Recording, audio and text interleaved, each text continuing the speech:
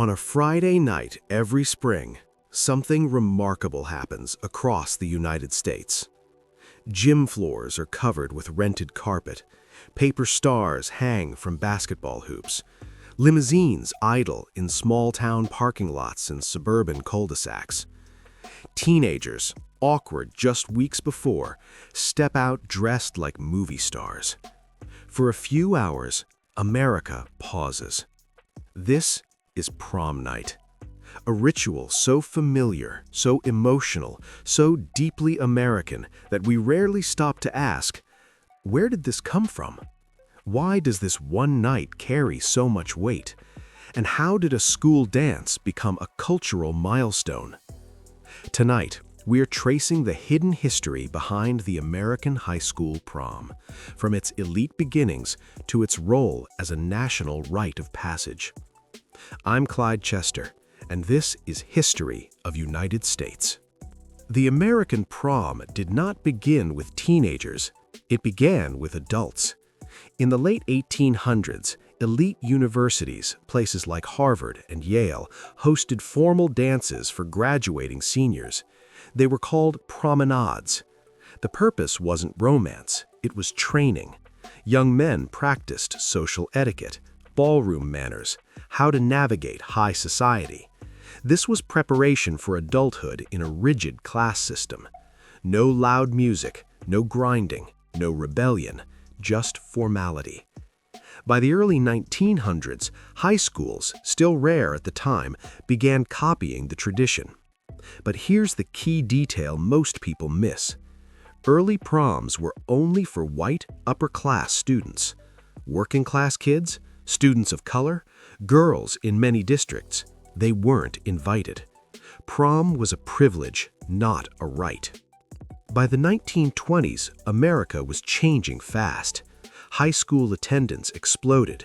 Teenagers emerged as a distinct social group for the first time. Jazz filled the air. Cars gave teens privacy. Dating culture replaced supervised courtship. Prom followed suit. Now it wasn't just a dinner dance, it became a date-centered event, a chance to show status, a moment to be seen. Girls wore handmade dresses, boys rented their first suits. In small towns, prom night was front-page news. Because prom wasn't just about students, it was about community pride. Then came the 1930s. The Great Depression crushed American families. Jobs disappeared, savings vanished, hope wore thin. But prom survived. Why? Because it was one night of normalcy. Schools scraped together decorations, parents sewed dresses from curtains. Corsages were sometimes just ribbon and paper flowers. Prom became symbolic, a reminder that even in hard times, young people still deserve joy, still deserve dreams. The 1940s changed prom forever. With World War II overseas, high school halls filled with anxiety. Brothers enlisted, sweethearts shipped out, victory posters lined the walls. Proms during wartime were shorter, more modest, emotionally charged. For many couples, it was the last dance before deployment. This era also introduced something new: prom royalty, prom king, prom queen, borrowed from beauty pageants and military honor culture. Crowns symbolized popularity, whiteness, traditional femininity and masculinity, and for decades these crowns would exclude as much as they celebrated. For black students across the South and much of the North, prom was a painful reminder of inequality. Segregated schools hosted separate proms. Some districts refused to allow interracial dates. Others canceled prom entirely rather than integrate.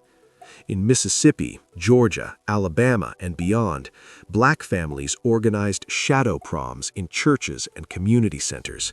Same dresses, same music, different buildings. Prom became political. Who could attend? Who could dance? Who could be crowned? By the 1970s and 80s, students began pushing back. Interracial prom kings and queens, lawsuits, walkouts. Prom was no longer just a dance, it was a civil rights battleground. Post-war America brought money and imagination. Hollywood sold teenagers a dream. Big bands, slow dances, perfect romance. Prom exploded in scale. Gyms turned into ballrooms. Live orchestras replaced record players. Mothers relived their youth through daughters' dresses. This is when prom became hyper-romantic, emotionally loaded, a marker of normal American life. If you didn't go to prom, something felt wrong. Movies and TV locked it in as a cultural expectation. By the 1980s and 90s, prom became big business. Limousines, hair salons, tuxedos, professional photography. But underneath the glitter was pressure. Who to go with, what to wear, whether you belonged. Prom also became a moment of identity. For LGBTQ students, prom was often exclusion or quiet resistance. Some schools banned same-sex dates. Others faced protests when students showed up anyway. Every prom carried a question: who gets to feel celebrated tonight? Today, prom is still evolving. You'll see same-sex prom kings and queens, gender-neutral titles, sneakers under gowns, rural gyms live-streamed on TikTok. But the emotional core remains unchanged. Prom isn't about dancing, it's about transition.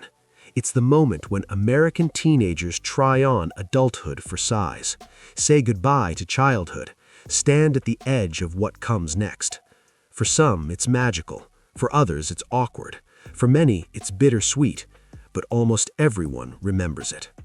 The American high school prom tells us something important about this country. We believe in milestones. We believe in coming of age. And we believe everyone deserves at least one night where the spotlight finds them. Prom reflects America's contradictions, tradition and rebellion, inclusion and exclusion, fantasy and reality. It's not perfect, but it's ours.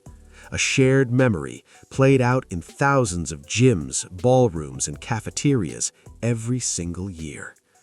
I'm Clyde Chester, and this has been History of United States.